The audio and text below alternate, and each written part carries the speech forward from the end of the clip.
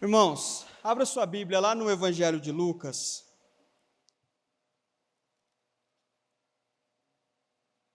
Evangelho de Lucas, capítulo 1, e verso 26. Hoje é dia das mães, e eu estava orando a Deus para que Deus direcionasse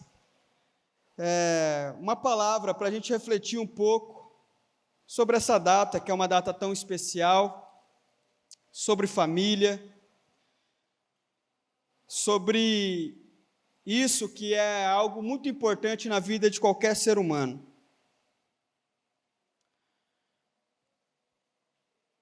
Lucas, capítulo 1, e verso 26, diz assim, presta bastante atenção nessa leitura.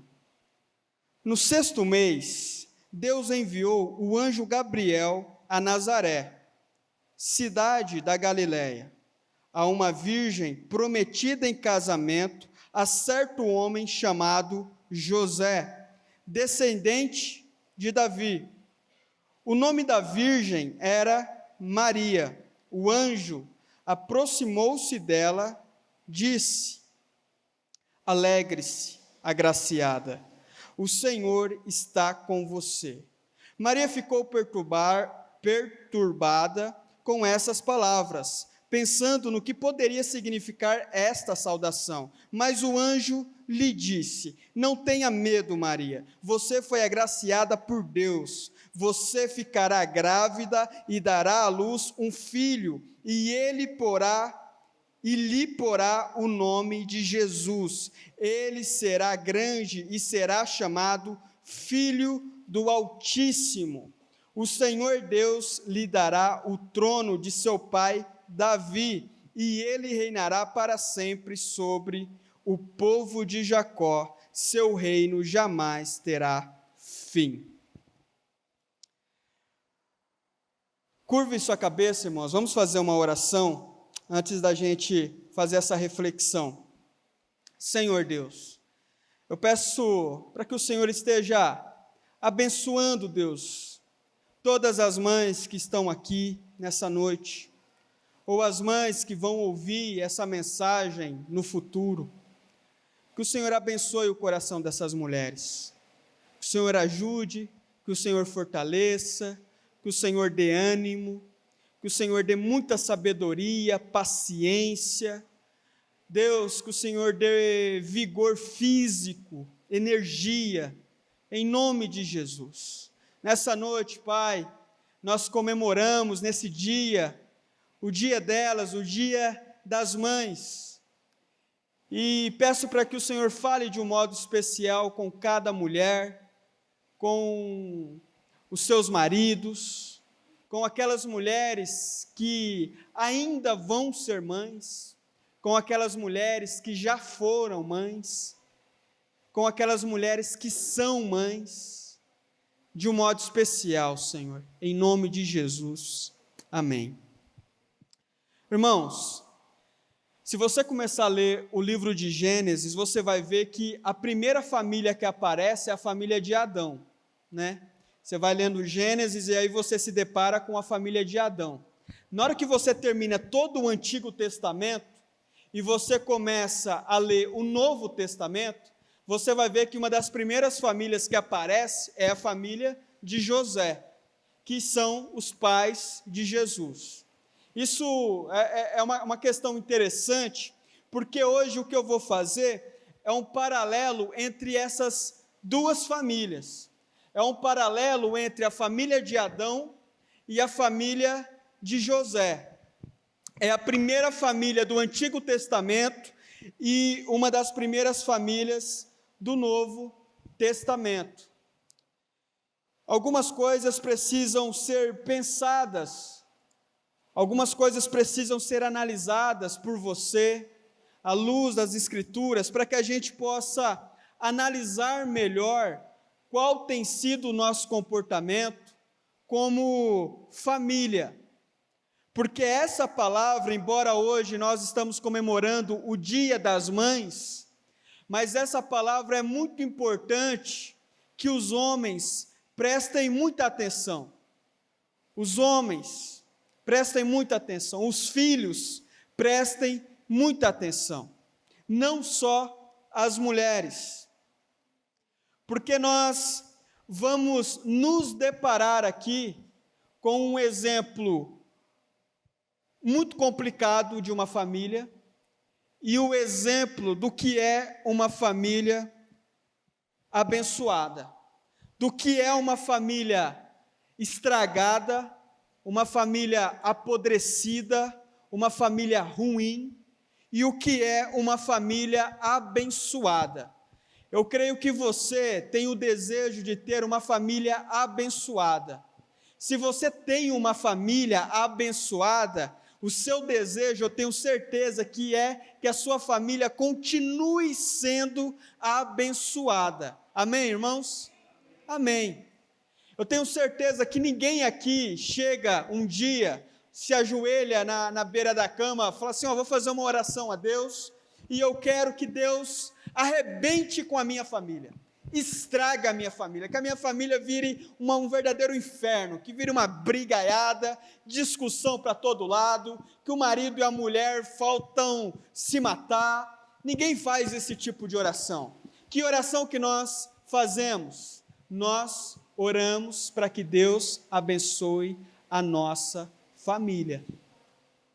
Eu tenho certeza que você faz essa oração.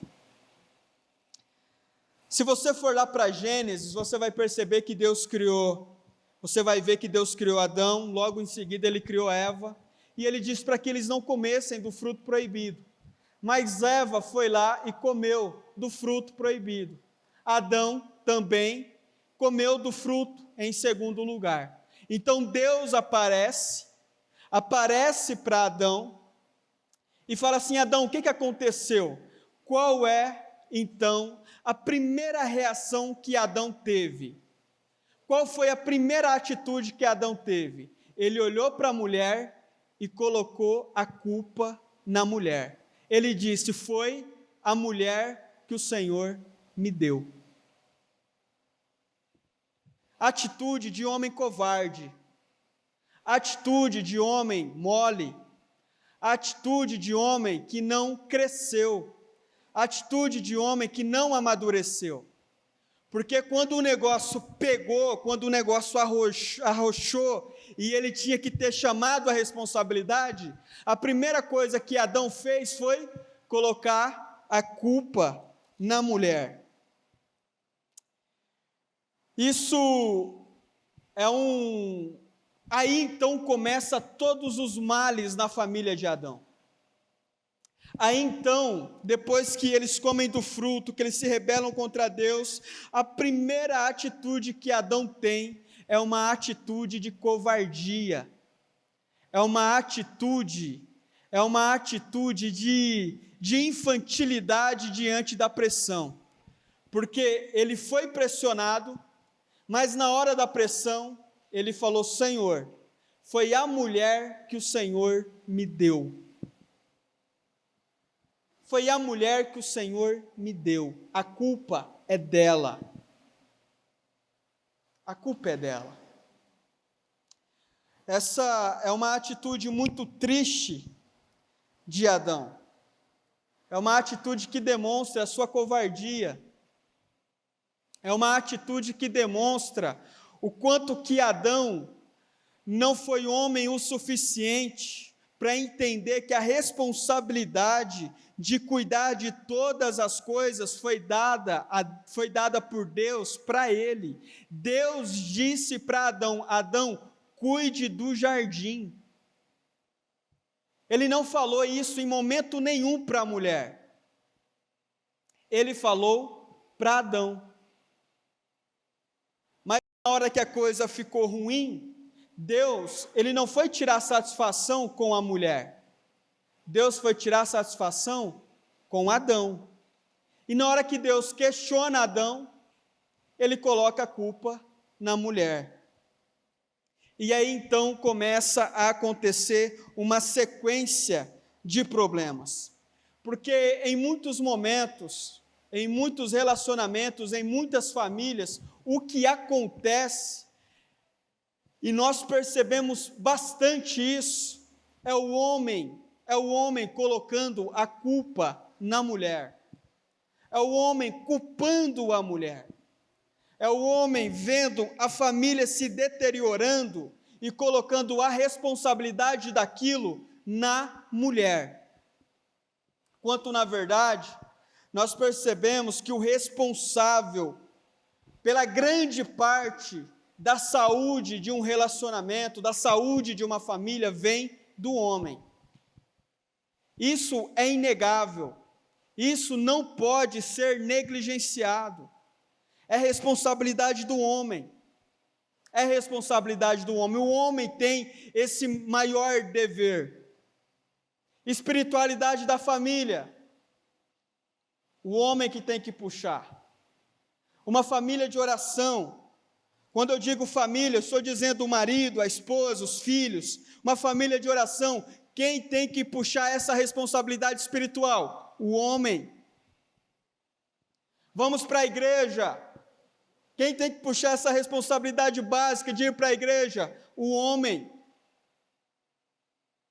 Quem tem que ter um conhecimento bíblico a ponto de dar orientações para a família? O homem. O homem tem esse dever.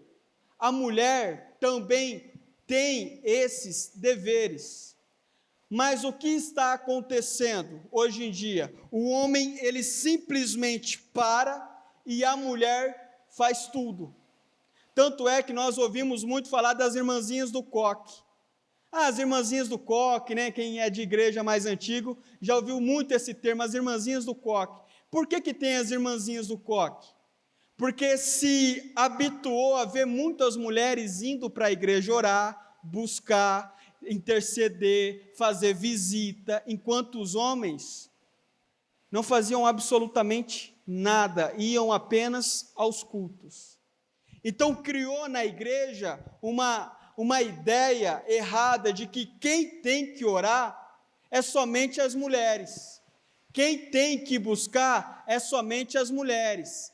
Quem tem que interceder ou fazer uma visita, dar um aconselhamento, é somente as mulheres. E os homens, eles têm que fazer o quê? Só prover o sustento da casa e ponto final. Essa é a responsabilidade do homem, mais nada. Mas em momento nenhum a Bíblia nos dá vazão para esse tipo de pensamento. A responsabilidade do homem não é apenas prover o sustento da casa. A responsabilidade do homem é prover o sustento espiritual também. É dever do homem chamar essa responsabilidade. Então, meus irmãos, se tem homens que são preguiçosos, não gostam de estudar, não gostam de ler, não gostam de assistir pregações, ouvir pregadores, hoje temos inúmeros pregadores, palestrantes cristãos que falam sobre inúmeros assuntos. Se você é um homem que não gosta de ouvir, não gosta de aprender, eu tenho uma péssima notícia para te dar. Você provavelmente vai fracassar na sua missão como líder de família. Você provavelmente vai fracassar. Porque o homem, ele precisa ter esse empenho, ele precisa chamar a responsabilidade para si. A mulher precisa, mas o dever, o líder da casa, quem é? O homem. Biblicamente falando, para outras, se a gente for olhar para a família com a ótica de outras ideologias, eles vão falar que o líder da casa é qualquer um. Pode ser o cachorro, pode ser o filho, pode ser a esposa, pode ser o marido, pode ser o vizinho, pode ser qualquer um líder da sua casa. Mas, biblicamente falando, o líder da sua casa não é o filho, o líder não é o vizinho ou a vizinha, o líder não é o sogro ou a sogra, o líder é o marido. O líder da casa é o marido. E principalmente, líder espiritualmente falando, dando essa base, dando esse suporte para a família, para o filho. Se um dia o filho estiver mal, ou a filha estiver mal, precisando de um conselho, precisando de uma orientação, é dever do homem ter essa bagagem cristã para aconselhar o filho com prudência, para aconselhar o filho com sabedoria. Isso não acontece nessa primeira família lá em Gênesis. Não acontece. Tanto é que depois, Adão e Eva, eles têm filho. O que aconteceu com a família deles? Um filho matou o outro. Caim matou Abel. Já começou uma família desgraçada já. Uma família sem qualquer unção, uma família sem qualquer amor, já virou um caos. Adão, na hora que Deus questiona ele coloca a culpa na mulher, falando, olha, a culpa é dela, Senhor. Eu pergunto uma coisa para vocês com toda sinceridade. Vocês acham que aquela vez foi a única vez que Adão tacou a culpa na cara da mulher? Eles viveram mais ou menos 800 anos. Você acha que quantas vezes ainda Adão não ficou culpando a mulher? Quantas vezes ainda Adão não ficou tacando a culpa na mulher? Quantas vezes? Eu tenho certeza que em 800 anos, irmãos, foi boas vezes, hein? Foi bastante vezes. São consequências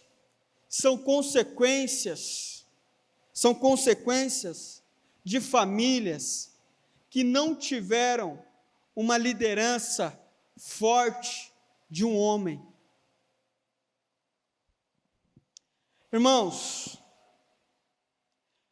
quando eu falo sobre liderança numa casa, sobre um homem ser forte como líder na sua casa, eu estou falando do homem que age de acordo com a sabedoria de Deus, de acordo com o fruto do Espírito Santo, com amor, com graça, com mansidão. Infelizmente, hoje é muito comum homens agir com truculência, com muita ignorância. Hoje é muito comum homens bater nas suas esposas, bater nas suas mulheres. Tem homens que literalmente espancam as suas mulheres. E esses homens, hoje em dia, tempos atrás isso não acontecia, mas hoje em dia isso é crime. Homens que cometem tais atitudes merecem serem presos. Homens que batem nas suas esposas, homens que espancam as suas esposas, que humilham, deveriam ser presos. Porque isso jamais foi uma atitude ensinada pela Bíblia. Quando a Bíblia diz que o homem é o líder da sua casa, em momento nenhum a Bíblia está dizendo que o homem deve exercer esse tipo de comportamento. Em momento nenhum. Mas hoje é comum, irmãos. Hoje é comum fora da igreja e hoje é comum dentro da igreja acontecer esse tipo de coisa. Infelizmente, tem homens que têm prazer em humilhar suas esposas, têm prazer em subjugar suas esposas, têm prazer em fazer das suas esposas verdadeiros trapos de chão. Infelizmente, só que são homens que são parecidos com Adão, lá em Gênesis. São homens que estão plantando para a sua própria destruição. Porque homens que realmente entendem a palavra do Senhor jamais teriam atitudes como essa, jamais sentiriam prazer em humilhar suas esposas, jamais sentiriam prazer em menosprezar, em bater, em espancar suas esposas, jamais. São Adões, são homens que são discípulos de Adão. E esses homens devem aprender, não com Adão, mas devem aprender com José, marido de Maria. O texto que nós lemos Diz que um certo dia um anjo apareceu para uma moça virgem chamada Maria. Essa moça, aproximadamente, na época era muito comum as meninas, as mulheres, engravidar logo após a sua primeira menstruação. Então as meninas casavam muito cedo, com 12, 13, 14 anos, já casavam. Maria, a mãe de Jesus, provavelmente quando ficou grávida de Jesus, ela tinha ali os seus 13, 14, no máximo 15 anos. Então veio o anjo Gabriel e falou para essa moça virgem que ela teria um filho. E cria ali então um mal-estar.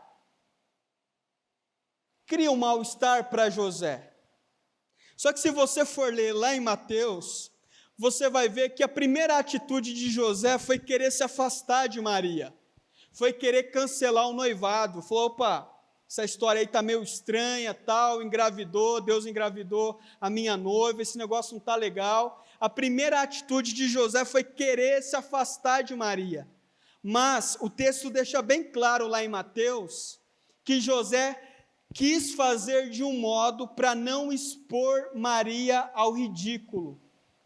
Mesmo José tomando uma atitude equivocada, ele tentou fazer de um jeito para não expor, para não envergonhar Maria.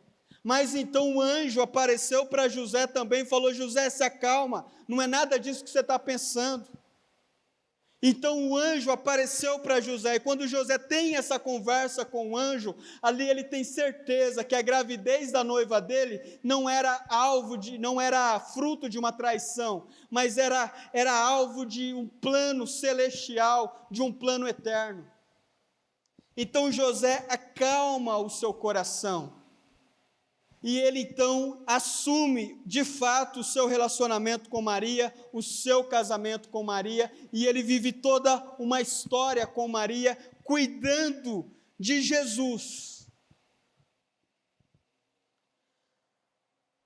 E você sabe que quando Maria engravida de Jesus, a coisa ficou bastante complicada.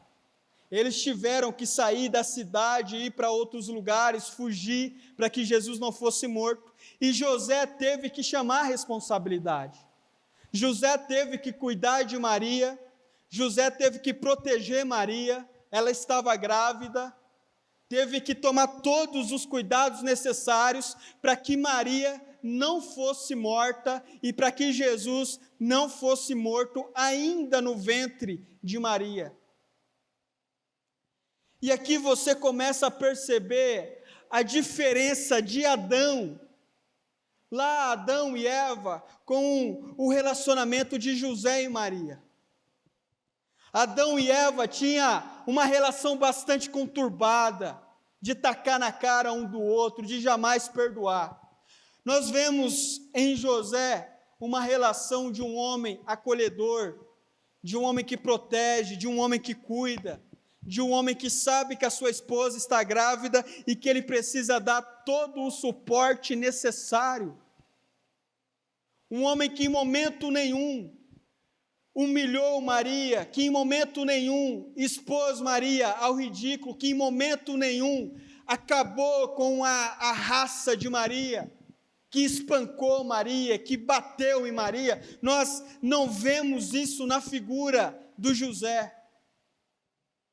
Ao contrário, nós vemos na figura de José um homem, um pai, um líder espiritual abençoado. Jesus nasce.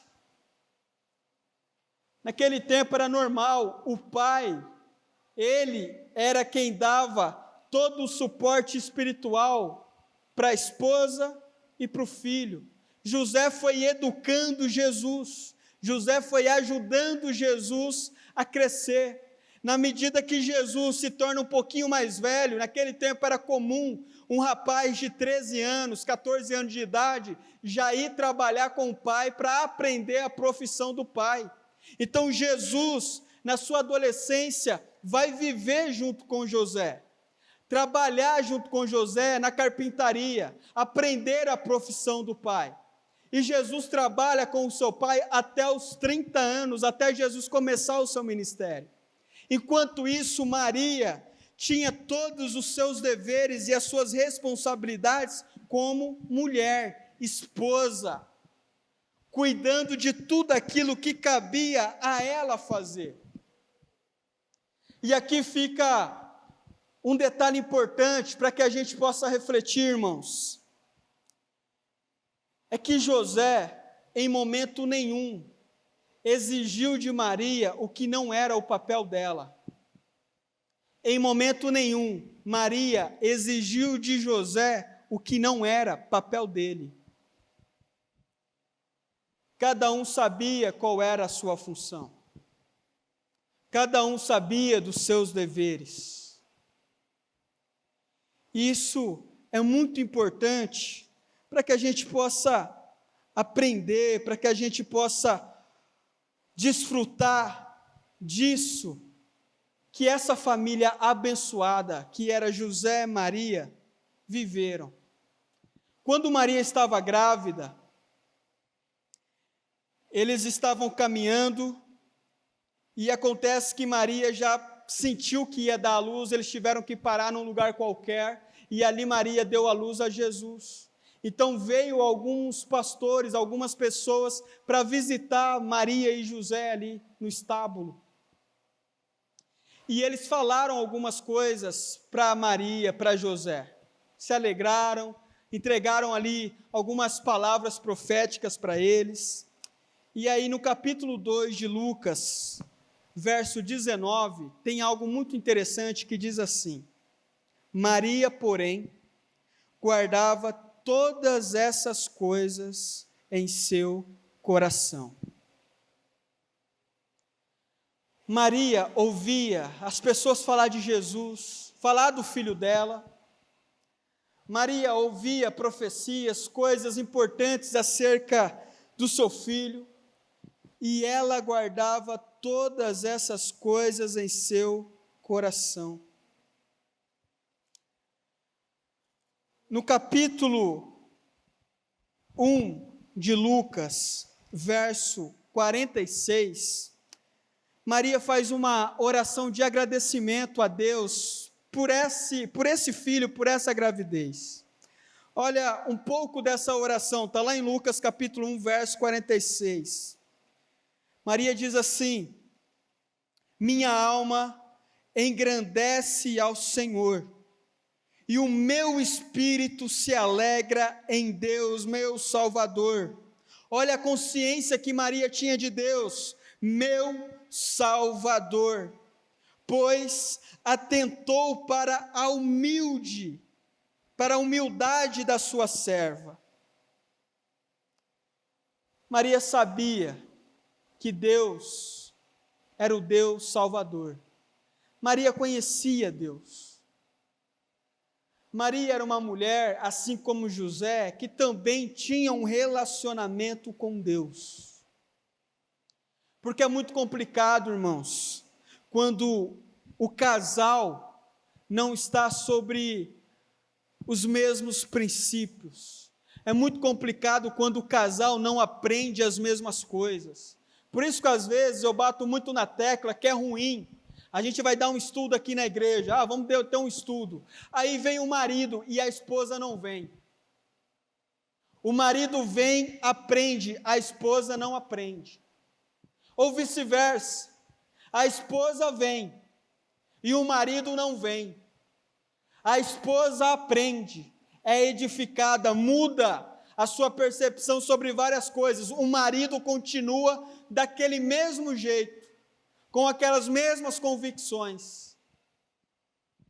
Os dois têm que andar juntos, têm que aprender juntos, têm que estar lado a lado um do outro, para que eles possam ser suporte uns dos outros. Mas isso acontece, acontece com todas as famílias? Não. Nós sabemos, irmãos, que tem muitas mulheres que vêm para a igreja sozinha. Os maridos nunca vêm. Tem maridos que vão para a igreja sozinhos. E as esposas, nunca vai.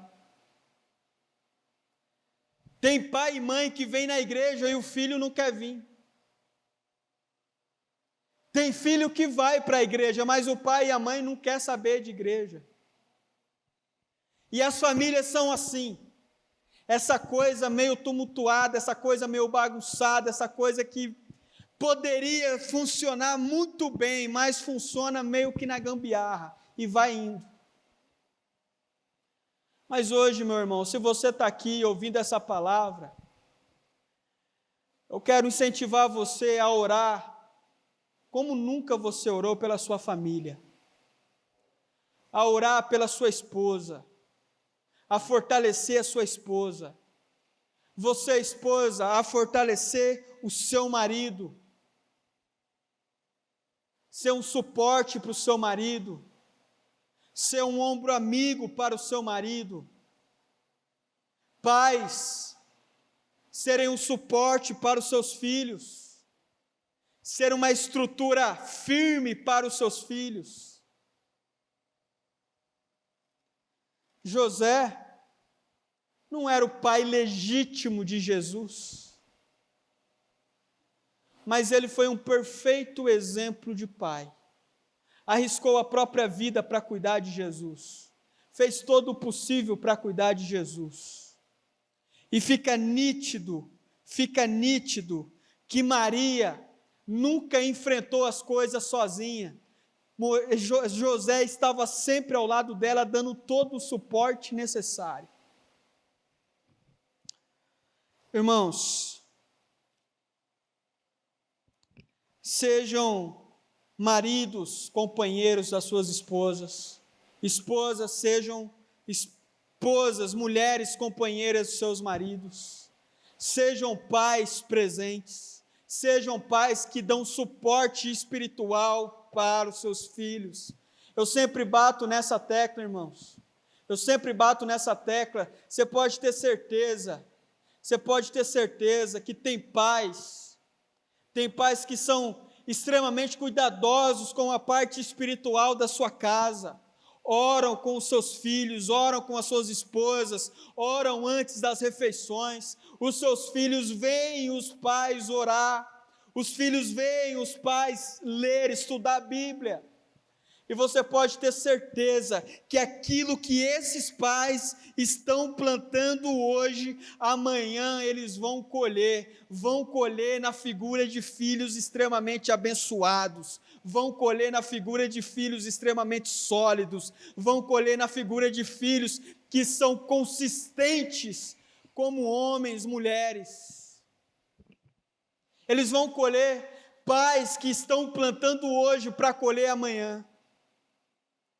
Mas também, irmãos, nós sabemos que tem muitos pais que não estão plantando.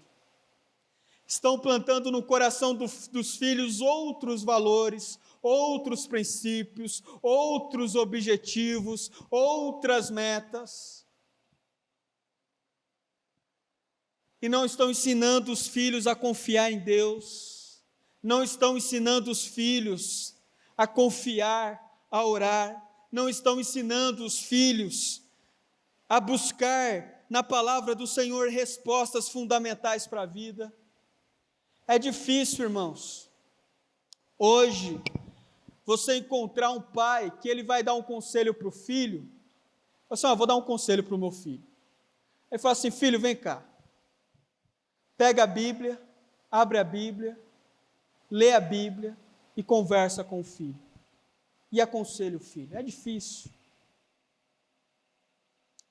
É difícil por quê? Porque a maioria dessa geração não teve isso, não teve esse suporte. A maioria dos pais dessa geração não teve isso. E a maioria dos pais dessa geração também não teve isso. E aí vai virando uma corrente. Mas essa corrente precisa ser quebrada em nome de Jesus na sua família. Seu pai nunca deu suporte espiritual para você? Essa corrente foi quebrada hoje, em nome de Jesus.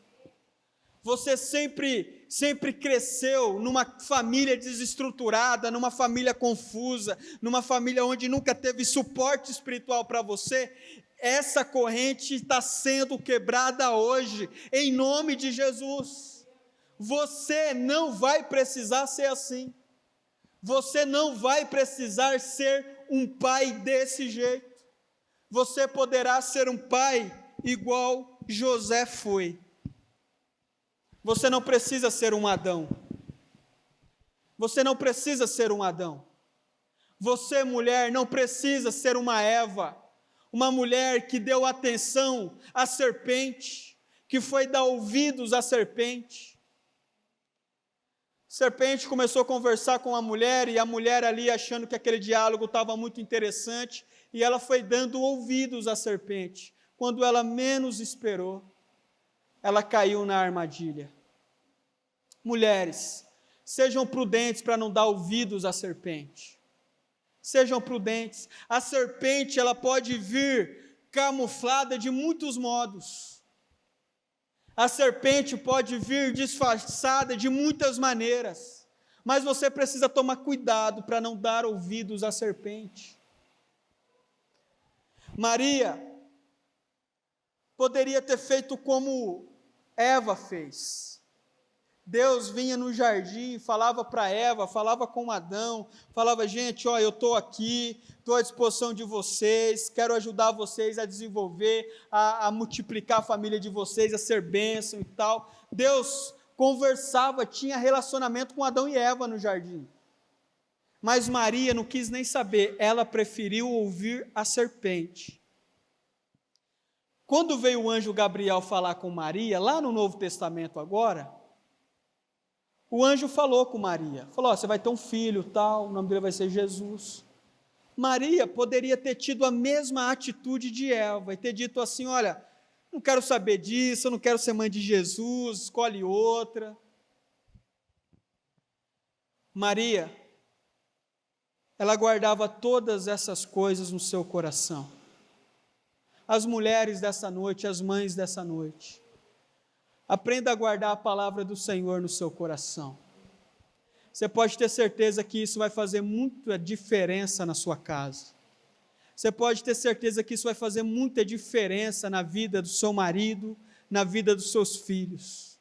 Aprenda a guardar a palavra de Deus no seu coração. Eu acho muito bonito Lucas fazer questão de dar esse detalhe. As pessoas conversando, falando que Jesus, imagina Maria lá no quartinho dela, recebendo as visitas, todo mundo para ver o filho dela, e um monte de gente dava umas palavras para ela lá, umas palavras proféticas, e aí Lucas faz questão de relatar isso. Ele diz assim: Maria, porém, guardava todas essas coisas em seu coração.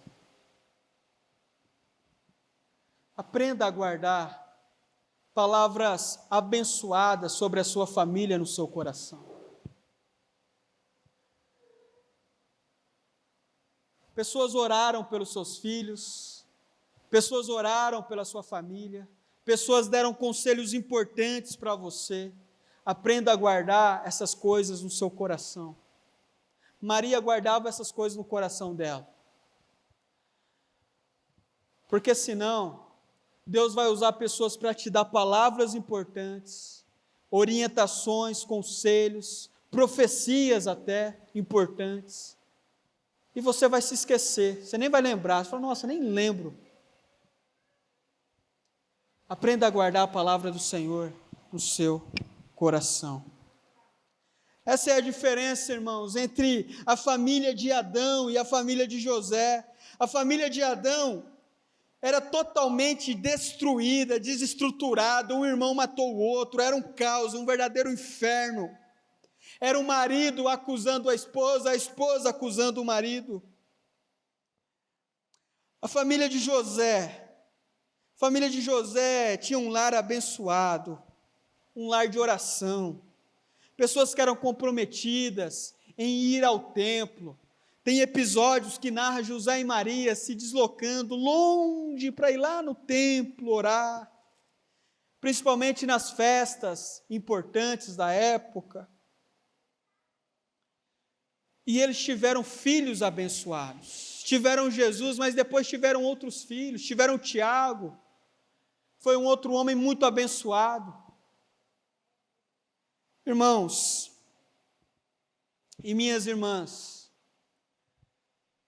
comece a orar a Deus pela sua casa com maior intensidade. Comece a buscar essa unção, esse amor, essa sabedoria em Deus. Para nós passarmos para a parte final, eu quero convidar você a abrir a sua Bíblia lá em Provérbios, capítulo 31, e verso 28. Provérbios 31 e verso 28.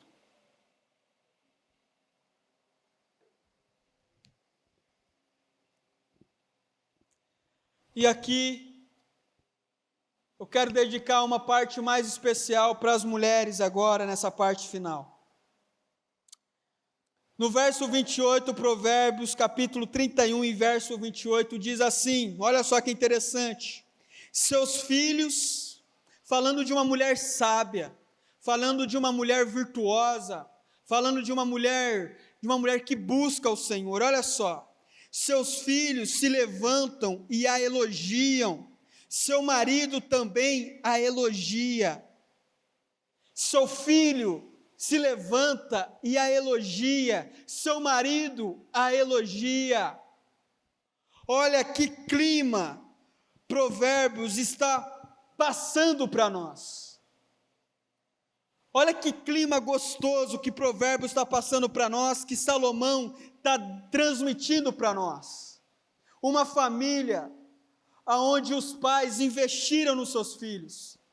Uma família onde os pais deram todos os suportes aos seus filhos, e agora os filhos grandes, os filhos amadurecidos, reconhecem o sacrifício, o esforço que os pais fizeram, e agora principalmente a mãe, e os filhos são capazes de dizer coisas maravilhosas às suas mães, elogiando as suas mães, parabenizando as suas mães. E não só os filhos elogiam, mas os maridos elogiam as suas esposas. O marido elogiando as suas esposas, irmãos, muito marido não elogia suas esposas, irmãos, não elogia, critica, abre a boca só para pedir, abre a boca só para criticar, abre a boca só para falar alguma coisa que é em benefício próprio, mas dá um elogio. E eu tenho certeza que Salomão, ele não está dizendo de elogio bobo, de elogio da boca para fora. Eu tenho certeza que Salomão, no auge da sua sabedoria, está falando sobre elogios realmente consistentes, elogios verdadeiros. Seus filhos se levantam e a elogiam. Seu marido também a elogia, dizendo: muitas mulheres são exemplares, mas você a todas supera. Elogio que é importante, que as mães recebam, os filhos aprendam a elogiar suas mães, aprendam a valorizar suas mães, aprendam a dar o valor necessário às suas mães. A beleza é enganosa e a formosura é passageira, mas a mulher que teme o Senhor será elogiada. Mas a mulher que teme ao Senhor, a mulher que é sábia, a mulher que guarda a palavra do Senhor em seu coração, a mulher que é prudente, a mulher que anda de acordo com a palavra do Senhor, a mulher que sempre está procurando crescer, a mulher que sempre está procurando se desenvolver. Essa mulher vai arrancar elogios do seu marido e dos seus filhos. Porque temer ao Senhor, irmãos, fará de qualquer pessoa uma pessoa melhor. Temer ao Senhor fará de qualquer pessoa uma pessoa melhor. Em outro momento, o próprio Salomão, o próprio livro de Provérbios vai dizer que existem aquelas mulheres que são truculentas, existem aquelas mulheres que são briguentas, existem aquelas mulheres que são difíceis. E essas mulheres, o Salomão diz, olha, essas mulheres, elas são piores que goteira, elas são piores que aquelas goteiras que ficam pingando ali o dia todo, incomodando. Mas existe uma alternativa para essas mulheres: temer ao Senhor. Você quer ser uma mulher melhor? Aprenda a temer o Senhor. E 31, e ele encerra, e ele diz assim: que ela receba a recompensa merecida, e as suas obras sejam elogiadas à porta da cidade. Uma mulher que teme ao Senhor, ela será elogiada não só ali pelo filho, pelo marido, a igreja verá, as pessoas verão, as pessoas irão se inspirar em você, porque é isso que causa uma mulher que teme ao Senhor. Uma mulher que teme ao Senhor vai arrancar suspiros de outros homens, vai arrancar suspiros de outras mulheres, vai arrancar admiração. Uma mulher que teme ao Senhor. Irmãos, uma mulher que teme ao Senhor, uma mulher que teme ao Senhor, ela vai cuidar do seu relacionamento com o marido. Uma mulher que teme ao Senhor, ela vai cuidar do seu relacionamento para com os seus filhos. Uma mulher que teme ao Senhor, ela vai cuidar para que ela tenha uma boa vida espiritual, uma vida de intimidade com o Senhor. Uma mulher que teme ao Senhor vai saber se arrepender dos seus erros. Uma mulher que teme ao Senhor vai saber se posicionar em situações adversas, porque ela terá sabedoria, coisas que outras mulheres não têm. Não sabe a hora de falar, não sabe a hora de se posicionar, não sabe a hora de falar e a hora de se calar, não sabe a hora de receber um elogio. A pessoa elogia e essa mulher já vem com uma crítica, já vem com uma ofensa, no momento que era só para ela receber um elogio. Irmãos, hoje é Dia das Mães. E olhando para a Bíblia, a gente percebe que ser mãe é algo maravilhoso, é uma bênção imensurável e também muito desafiador. Muito desafiador, porque às vezes, irmãos, eu estou pregando aqui, eu estou falando do que é ter um bom marido, do que é ter um bom líder espiritual dentro de casa, mas nós sabemos, irmãos, e ninguém é bobo, nós sabemos que tem muita mulher que teve que criar os filhos praticamente sozinha, sem apoio nenhum do marido, sem suporte nenhum do marido. Uns dão suporte espiritual, mas não dão suporte financeiro. Outros dão suporte financeiro, mas não dão suporte espiritual. Raros são os casos daqueles que dão suporte financeiro e suporte espiritual. E essas mulheres têm que se virar nos 30 para cuidar dos seus filhos.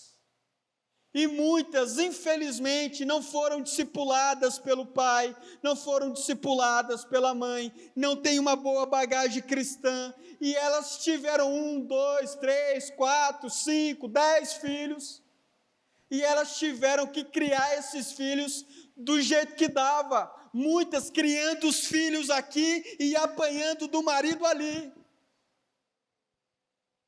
Infelizmente, irmãos, infelizmente, seria maravilhoso que homens e mulheres ouvissem a pregação, a Bíblia, e mudassem no estalar de dedo, mas não é isso que acontece. Tem mulheres que criaram seus filhos chorando a vida toda. Tem mulheres que tiveram casamentos desgraçados a vida toda. Morreram debaixo de um casamento desgraçado. É fato isso. É fato. É só você olhar.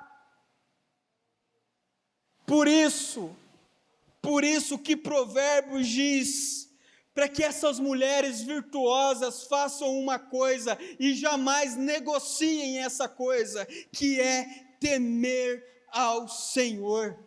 Amar ao Senhor, entregar as suas dores, as suas aflições ao Senhor. Sabe por quê?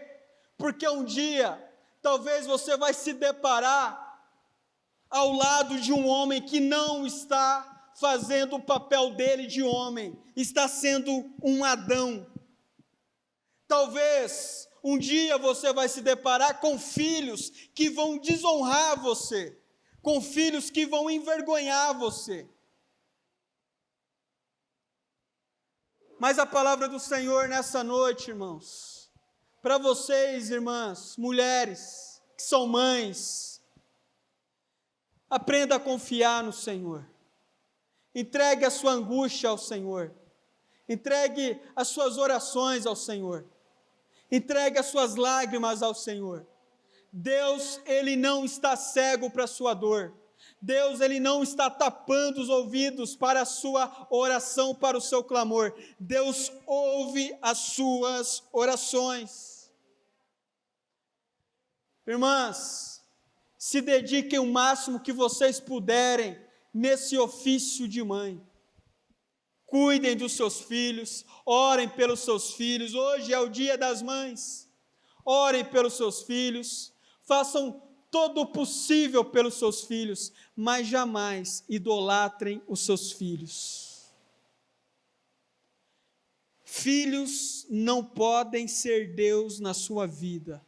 Filhos são filhos, não são Deus. Tema ao Senhor.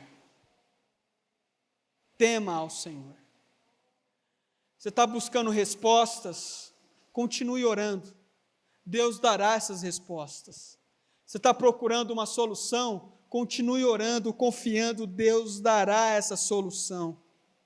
Lembre-se da oração de Maria, quando ela ficou sabendo que ficou grávida de Jesus. Ela ora, e ela diz: Senhor, obrigado por ter olhado para a minha humildade. Quem sou eu? Quem sou eu para que o Senhor olhasse para mim? Tem tantas mulheres de nobre nascimento, tantas mulheres importantes em Israel, que poderiam carregar o teu filho, mas o Senhor escolheu a mim. Deus, irmãos, é um Deus que olha para os humildes. Não ache que Deus não está olhando para você, não ache que Deus não possa ouvir a sua oração, ouvir o seu clamor. Amém? Então, eu quero que você saia daqui nessa noite, os maridos saiam daqui nessa noite, dando todo o suporte necessário para suas esposas. Os filhos saiam daqui nessa noite sendo bênção na vida das suas mães. E vocês, mulheres, saiam daqui nessa noite, lembrando que Deus não abandonou você. Deus se lembra de você. Deus se lembra da sua aflição. Deus se lembra da sua dor. Amém? Coloque-se de pé.